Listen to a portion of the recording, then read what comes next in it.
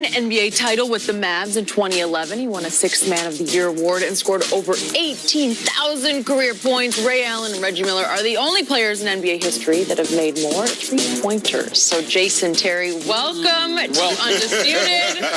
Good to have you here. It is possible that Jason Terry will still get a call from an NBA team. I don't know. It could be the Warriors. It could be the Lakers. You never know. But we would like to officially welcome him as a new member of the FS1 team. Thank you very much. Congratulations. Congratulations. Hey, hold on. Where's the paperwork? I think you already signed the paperwork. Oh, okay. Yeah, I'm here, man. Hey, thanks for having me. All we gonna do, all we pay you in is, that's all. We got no money. Oh, that's it? That's it. We got no money. Just get used to this. Time supply. You never know over here, Jason. Well, since you are here and we've been talking a lot about the Lakers, I want to get your take on what you saw last night. They beat the Wolves last night, 114-110. LeBron scored a team-high 24 points, was one assist shy of a triple-double. Kyle Kuzma, Brandon Ingram, Josh Hart each had at least 20 points. Derrick Rose had a career-high 7 three-pointers, but he missed a shot with under 5 seconds left.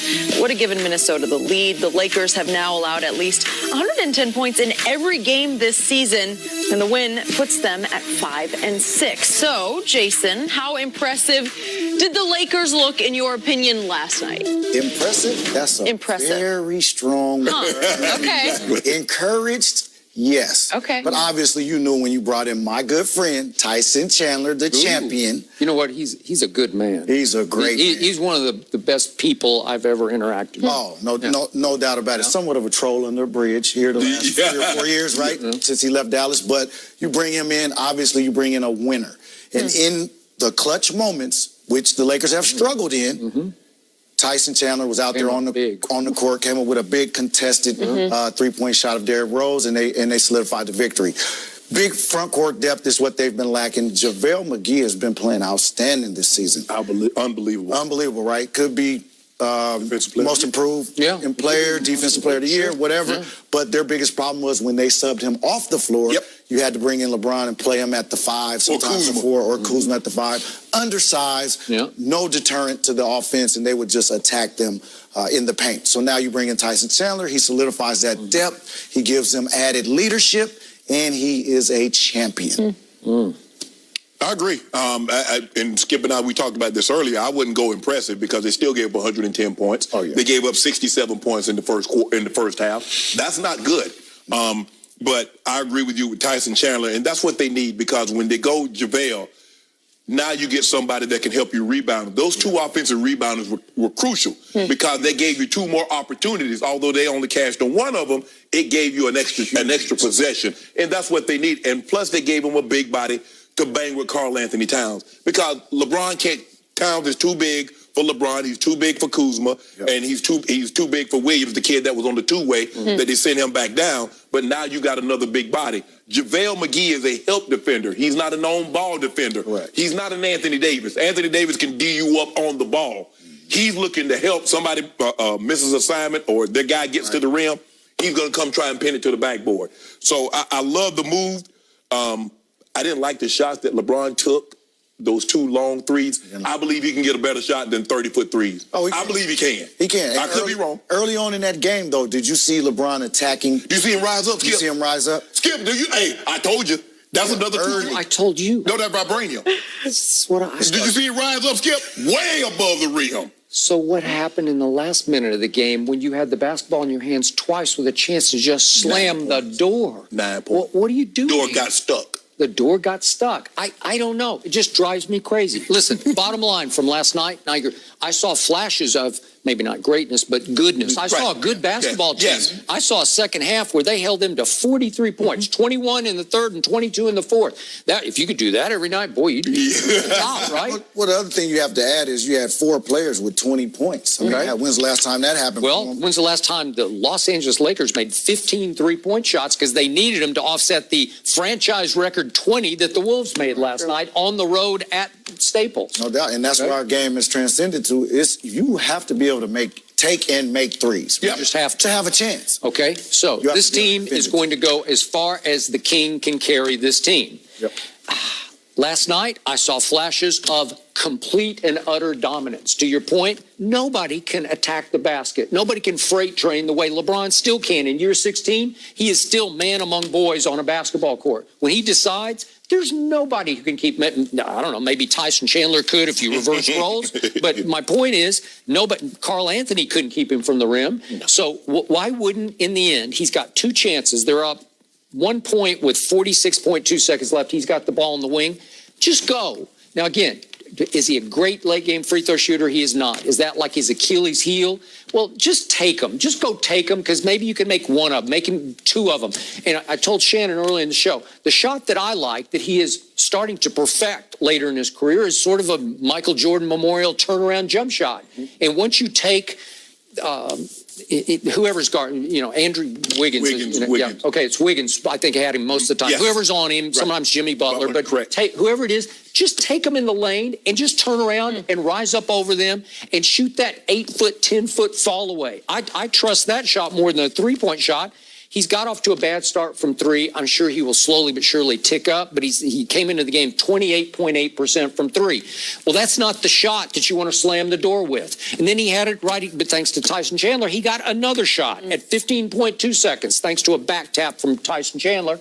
And he bricked another shot from deep three. You just can't do it. Well, you can't do it. You got to close it. You got to take it in the lane. You got to make something happen. That's not your forte. No. Right? It's not, but it's definitely a shot that he can make. Every once in a while. This is where my guy Tyson Chandler comes in. Okay. Hey, big fella. We want you to drive that to the basket. With Tyson? He's going to tell you that. Okay. 100%. Hey, that's strong right there. Do you remember the game that he tied it up at the Spurs? Yeah. That three-point shot? Right. Yeah, so he's well capable of making that shot. Then what happened? No, see, Skip. Well, wait a second. Wait, you just swept it under your little carpet over there. No, but you make it seem like he can't make that shot. Okay, so it goes to overtime, and then they're up 6 with a minute left in overtime, and they can't hold the lead, and they lose. Right. Okay? He lost. No. He's the king. Hey, you see what he did? He's the closer. He's got to be the closer. But he closed last night. He had 9 points. Yep. In the fourth quarter. So, Jason Terry, then I got to take your man Tyson Chandler and my man Tyson Chandler to task, because I got to tell you, on the last shot of the game by Derrick Rose, he just hacked him across the hand. He just got him, and it was very interesting that Derrick Rose said, you want to see it? Can we show it again? I have to run that again. Huh? I don't know about it. He got it. And it's He part of the fouled ball. him. Here, watch. He goes across and he slapped him. Oh, He slapped He got a him. piece of the He ball. slapped his Let me hand. ask you a question. If Steph Curry shooting that shot, they calling it? They are calling that foul. Former MVP who lost his superstar privilege with the refs over the last 4 years. Former MVP. Yeah, Former MVP. Way former. Way former. But Not you know gonna what? get that call in that situation in L.A. Right. In L.A. He is starting to resemble the MVP. Yeah, better. Am I right? So happy for that kid.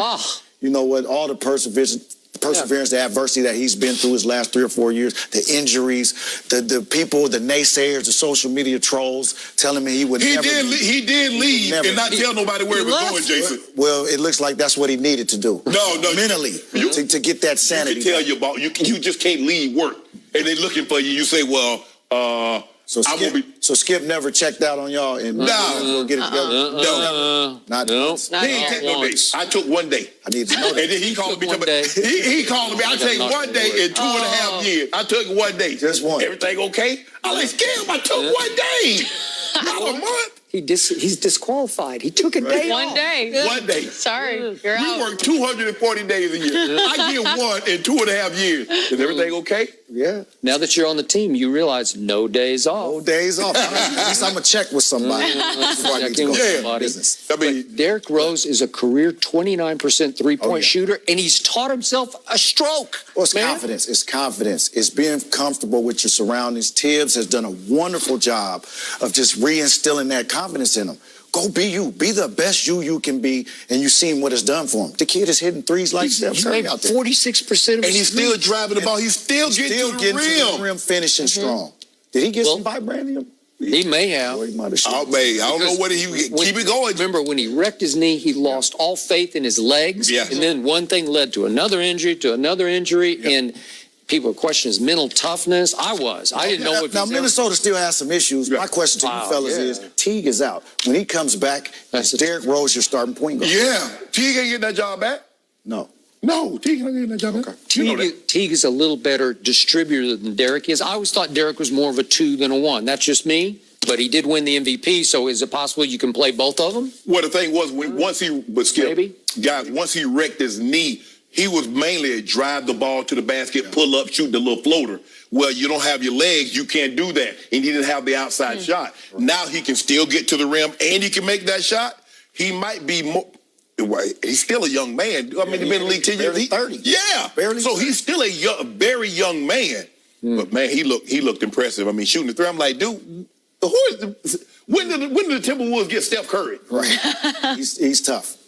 And what's your view of Jimmy Butler versus Karl Anthony Towns? Because when Jimmy's ready to play and steps on the court, Karl Anthony just shrinks. Like, I don't want to be out here anymore. Yeah, you can tell the chemistry is not quite there. I'm not in the locker room. I don't know. I don't have any information privy that tells me those two are disgruntled. But you can see it. They just don't get along. They fail to coexist. And Karl Anthony's numbers, if you look at them, they are. Oh yeah. Well, you don't have to be there because you heard the reports that he challenged everybody in the preseason. Yeah. It was reported last year that he called Karl Anthony Towns on the anatomy part. Yeah. So, and then it come out, I said, sort of. Oh, yeah, so when you look at it, somebody's got to just go ahead, Skip. Yeah. It's not going to get better. Jimmy wants out, or he wants the money that you gave Cat. Mm-hmm. You can't be in the luxury tax for the 7th or the 8th seed. Mm-hmm. It doesn't make sense. No, and you don't have the veterans in the locker room to police or control that situation, and it is just going to continue to spiral. They'll win one, they'll win two, but Derrick Rose has to get 50 for us to win one game. That's a hard living in this league, especially in the Western Conference. Karl Anthony Towns went from being the man, now he has to share the spotlight because it was him and Wiggins. Now Jimmy comes. Jimmy, I'm the man. What, 2 years in a row, Karl Anthony won the GM poll for who you'd like to start your franchise? Yeah. Right. Really? So he's like going to that, and I got to share the shots with you. And then Andrew. We just vote. We need a recount. Yeah, because, I mean, you got to be tougher than that. We saw him in the playoffs last year. Yeah. Getting about 6 points, 7 points a game. Yeah, you got to be a little tougher than that, mentally and physically. Well, Minnesota has to figure it out. I just don't like it. Saw that massacre. They got to figure it out. Yeah, they got to figure it out. Minnesota team. Oh, I forgot you went to see the Wolves. You didn't go to see the Lakers. Yeah, I was. Oh, okay. The one person. That's the one building you can get away with cheering for the visiting team, and nobody's going to bother you. It was basically me and three of us, so it made sense. All right, they'll figure it out. Either way, Zion Williamson, he made a major statement this week, but you won't believe what Steve Kerr said about it. We will tell you next.